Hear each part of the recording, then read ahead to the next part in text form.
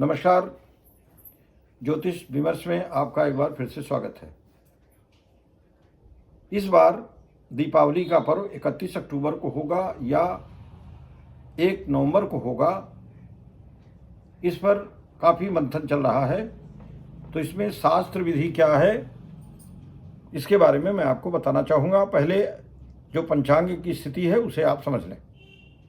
गुरुवार 31 दिसंबर 2024 को दिन में 3:12 तक चतुर्दशी है और उसके बाद अमावस्या लग जाएगी। और यह अमावस्या अगले दिन अर्थात 1 नवंबर 2024 शुक्रवार को अपराह्न 5:13 तक रहेगी। 5:32 पर सूर्यास्त होगा 1 नवंबर को और 5:33 पर सूर्यास्त होगा 31 अक्टूबर को। अब आपको यह मैं स्पष्ट कर दूं कि जो महालक्ष्मी और गणेश जी की पूजा होती है वह प्रदोष काल में होती है। 31 अक्टूबर को गुरुवार के दिन जब 3:12 के बाद अमावस्या लग जाएगी तो प्रदोष काल वहां मिलेगा। अगले दिन अमावस्या शाम के 5:13 पे खत्म हो जाएगी, जबकि सूर्यास्त 5:32 पर होगा। अर्थात सूर्यास्त से पहले ही अमावस्या खत्म हो जाएगी और प्रतिपदा शुरू हो जाएगी। तो ऐसी स्थिति में प्रदोष काल 1 तारीख को नहीं मिलेगा, वो केवल 31 तारीख को मिलेगा। नंबर 1। नंबर 2, जो निशीथ काल की पूजा है अर्धरात्रि के आसपास जो होती है वो भी 31 की रात में मिलेगी, 1 की रात में नहीं मिलेगी। इसलिए और निर्णय सिंधु ये कहता है कि पूर्वत्रैव प्रदोष व्याप्तौ लक्ष्मी पूजनादौ पूर्वा अभ्यंग स्नानादौ परा। अर्थात जहां प्रदोष व्याप्त हो, प्रदोष काल में गणेश और लक्ष्मी जी की पूजा होगी, उसके बाद स्नान आदि होगा।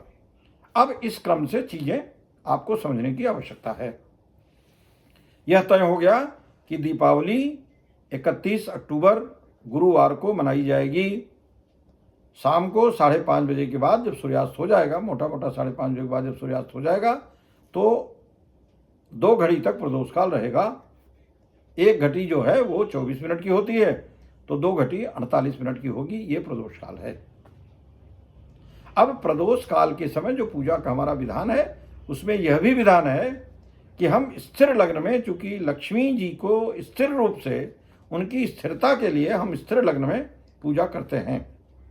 तो प्रदोष काल में स्थिर लग्न 31 अक्टूबर को शाम 6:27 से लेकर के 8:23 तक मिलेगा वृष लग्न में, 1 घंटा 56 मिनट।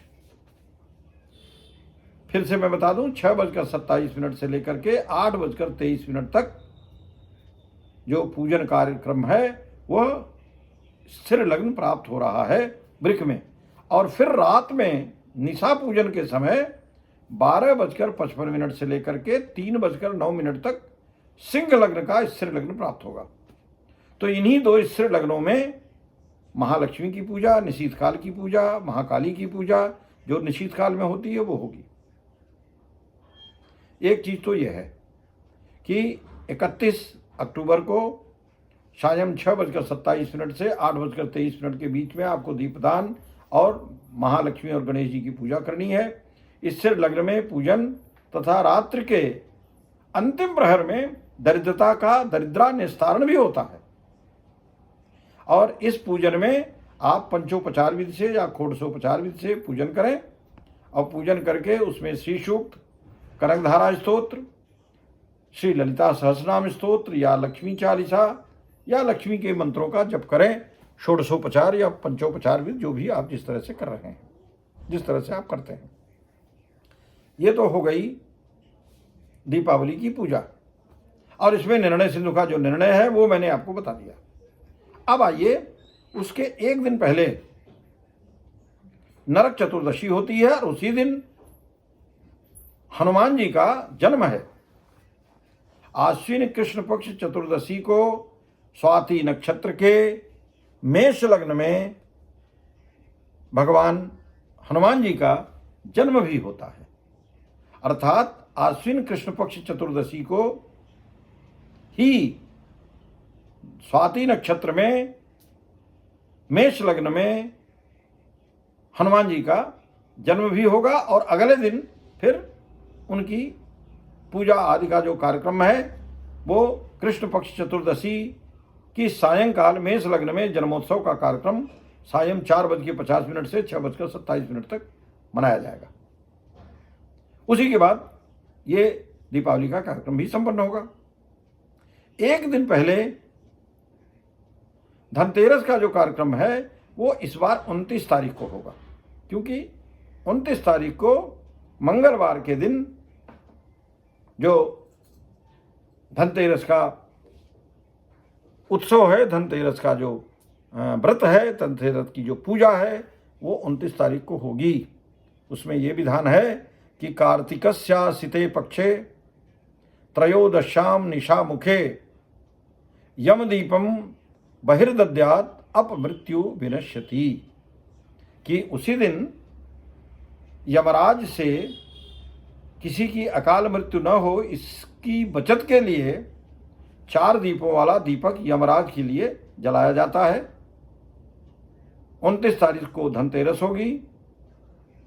30 तारीख को चतुर्दशी मनाया जाएगा। धन्वंतरी जयंती भी उसी दिन होगी, धनतेरस वाले दिन। उसके बाद नरक चतुर्दशी 30 तारीख को बुधवार के दिन होगा।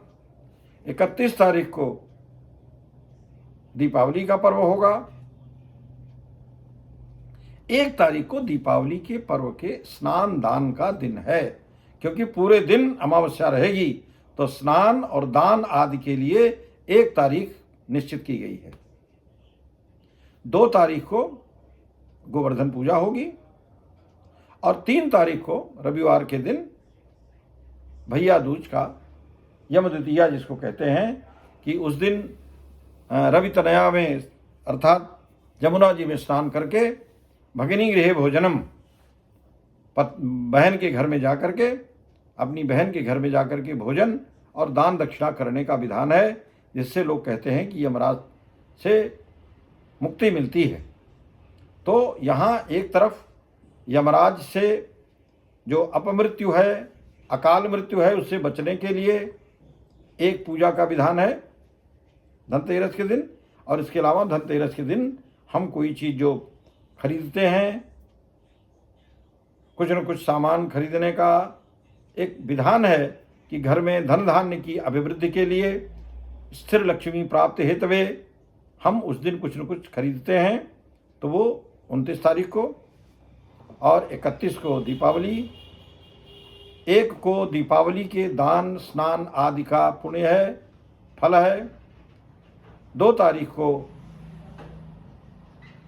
अन्नकूट का कार्यक्रम होगा तथा 3 तारीख को यम द्वितीया के साथ, भैया दूज के साथ यह 5 दिवसीय पर्व सुसंपन्न होगा। इस बार भगवान जो हनुमान जी हैं उनका जन्म भी उसी दिन पड़ रहा है।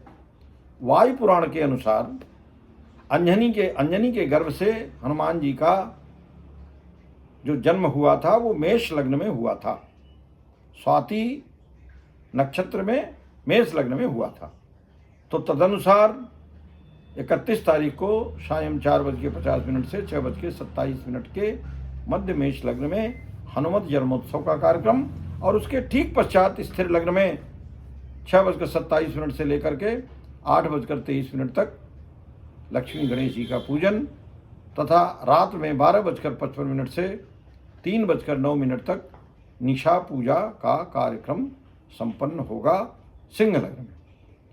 प्रदोष काल में जो पूजा 6:27 से 8:23 तक है तथा रात में निशा पूजा जो 12:55 से लेकर के 3:09 तक है, यह दोनों स्थिर लग्न में है, और स्थिर लग्न में ही पूजा का विधान दीपावली के दिन में है। इस दिन लोग अपने मंत्र जगाते हैं, अपनी जो तांत्रिक क्रियाएं हैं वो संपन्न करते हैं। ऐसा माना जाता है कि महालक्ष्मी, गणेश जी सदृश और भी जो देवी देवता हैं वो उस दिन भूमंडल पर साक्षात विचरण कर रहे होते हैं।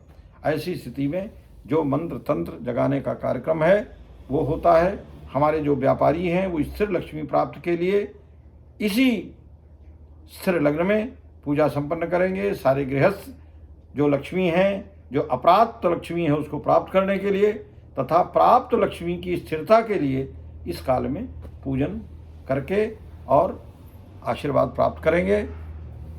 पंचोपचार विधि से या षोडशोपचार विधि से पूजन करके या तो श्री सूक्त का पाठ कर लें, कनकधारा स्तोत्र का पाठ कर लें, या श्री ललिता सहस्रनाम स्तोत्र का पाठ कर लें, लक्ष्मी चालीसा पढ़ लें सरलतम, या फिर लक्ष्मी जी के मंत्रों का जप करें। और लक्ष्मी, कुबेर और गणेश जी की पूजा तो मुख्यतः गणेश जी और लक्ष्मी जी की पूजा होती है, लेकिन कुबेर यंत्र आदि का भी लोग उस दिन पूजन करते हैं। मुझे उम्मीद है कि हमारे इस वीडियो के बाद जो भ्रम की स्थिति है वह समाप्त हो जाएगी और सभी लोग पूरे उल्लास के साथ, पूरी प्रसन्नता के साथ, पूरी श्रद्धा और निष्ठा के साथ माँ लक्ष्मी जी और गणेश जी की पूजा 31 दिसंबर को करते हुए दीपावली का ये जो उल्लसित पर्व है, ये जो बहुत ही चिर प्रतीक्षित पर्व है, वो 31 अक्टूबर को मनाया जाएगा। इन्हीं शब्दों के साथ आप सबको दीपावली पंच पर्व की एडवांस में बहुत बहुत शुभकामनाएं। दीपावली हर तरह से आपके लिए मंगलकारी और सुखप्रद हो।